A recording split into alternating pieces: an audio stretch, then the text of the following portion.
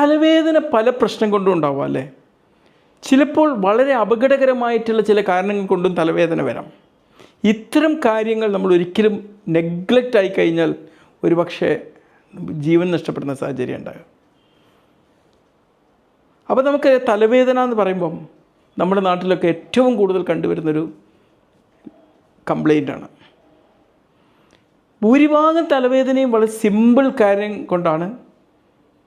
നമുക്കിടയിൽ ഏറ്റവും കൂടുതൽ കാണപ്പെടുന്നൊരു കംപ്ലൈൻ്റാണ് തലവേദന എന്ന് പറഞ്ഞാൽ. പലപ്പോഴും തലവേദന വളരെ സിമ്പിളാണ്. പക്ഷേ ചില സമയത്ത് നമ്മൾ തലവേദനയെ അവഗണിച്ച് കഴിഞ്ഞാൽ വളരെ അപകടകരമായിട്ടുള്ള സാഹചര്യങ്ങളുണ്ടാവും. ഇതിനെക്കുറിച്ച് കുറച്ച് കാര്യങ്ങൾ പറയണമെന്ന്. തലവേദന ഉണ്ടാകുന്നത് എപ്പോഴാണ്? അത് നമ്മുടെ പേശികളിൽ നിന്ന്, രക്തക്കുഴലുകളിൽ നിന്ന്, നാഡികളിൽ നിന്ന്, അല്ലെങ്കിൽ തലച്ചോറിൻ്റെ കവചങ്ങളിൽ നിന്ന് ഉണ്ടാകുന്നൊരു വേദനയാണ്. ഭൂരിഭാഗം തലവേദനയും അപകടകരമല്ല, പക്ഷെ ചിലത് ഗുരുതര രോഗങ്ങളുടെ സൂചനകൾ നൽകിയേക്കാം. നമുക്കിടയിൽ സാധാരണയായിട്ട് തലവേദന എന്തൊക്കെ കാരണം കൊണ്ടാണ് വരിക? ഒന്ന്, നമുക്ക് നല്ല മാനസിക സമ്മർദ്ദമുള്ള സമയത്ത്, പിന്നെ തീരെ ഉറക്കക്കുറവുള്ള ഒരു സമയത്ത്, വെള്ളം കൂടി കുറവാണെങ്കിൽ ഡീഹൈഡ്രേഷൻ, പിന്നെ മൈഗ്രെയിൻ തലവേദന കൊണ്ട് വരാം, ചിലപ്പോൾ സൈനസ് പ്രശ്നം കൊണ്ടും വരാം. ഈ തലവേദനകളൊക്കെ ഒരു സാധാരണ വിശ്രമവും ചെറിയ ലളിത ചികിത്സകൾ കൊണ്ടും മാറിപ്പോകുന്ന തലവേദനകളാണ്. ഇത്തരം ഘട്ടത്തിൽ നമ്മൾ തലവേദന മാറാൻ എന്തൊക്കെയാണ് ചെയ്യേണ്ടത്? ലഘുവായ തലവേദനകൾ നമുക്ക് എന്ത് ചെയ്യാം? നന്നായിട്ട് വെള്ളം കുടിക്കുക, നന്നായിട്ട് വിശ്രമം എടുക്കുക. പിന്നെ നമ്മൾ മൊബൈൽ ഫോണും സ്ക്രീനൊക്കെ ഉപയോഗിക്കുകയാണെങ്കിൽ അതിൻ്റെ ഉപയോഗം ഒന്ന് കുറക്കുക. പിന്നെ വളരെ ഡീപ്പായിട്ടുള്ള ബ്രീത്തിങ് എക്സസൈസുകൾ ചെയ്യാം.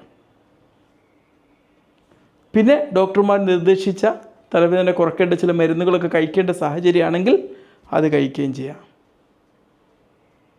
ഭൂരിഭാഗം ഇതുപോലുള്ള തലവേദനകൾക്കൊന്നും ഒരു മരുന്നിൻ്റെയും ആവശ്യമില്ല എന്നുള്ളത് നമ്മൾ മനസ്സിലാക്കുക. എപ്പോഴാണ് തലവേദന വളരെ അപകടകരമായി മാറുന്നത്? ഈ ലക്ഷണങ്ങളൊക്കെ കാണുകയാണെങ്കിൽ നിങ്ങൾ ഉടൻ തന്നെ ഡോക്ടറെ പോയി കാണണം.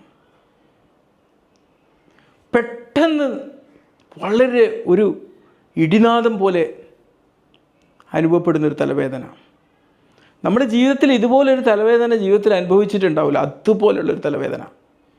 ഈ തലവേദനയോടൊപ്പം തന്നെ ഛർദി, ഓക്കാനം തുടങ്ങിയ ലക്ഷണങ്ങൾ കണ്ടുവരിക. പിന്നെ ശക്തമായുള്ള പനി അനുഭവിക്കുക, കൈകാലുകളിൽ വല്ലാത്ത ബലഹീനത അനുഭവപ്പെടുക, സംസാരിക്കാൻ ബുദ്ധിമുട്ട് അനുഭവപ്പെടുക, പിന്നെ തലക്ക് എന്തെങ്കിലും പരിക്കേറ്റതിനൊക്കെ ശേഷം വരുന്ന തലവേദന, പിന്നെ തലവേദന ഒരു ദിവസം തുടങ്ങി അടുത്ത ദിവസം കഴിയുന്തോറും ഇങ്ങനെ കൂടിക്കൂടി വരുന്ന തലവേദന. ഇതൊക്കെ നമ്മളെപ്പോഴും ഒരു ഡോക്ടറെ പോയി കാണിച്ചിട്ട് എന്താണെന്ന് സ്കാനൊക്കെ ചെയ്ത് മനസ്സിലാക്കിയിട്ട് അതിനനുസരിച്ച് ട്രീറ്റ്മെൻറ്റ് എടുക്കേണ്ടതുണ്ട്. ചുരുക്കി പറഞ്ഞാൽ നമ്മുടെ ശരീരം നൽകുന്ന ഇത്തരം വാണിങ്ങുകൾ നമ്മൾ കേൾക്കാൻ വേണ്ടി ശ്രമിക്കുക.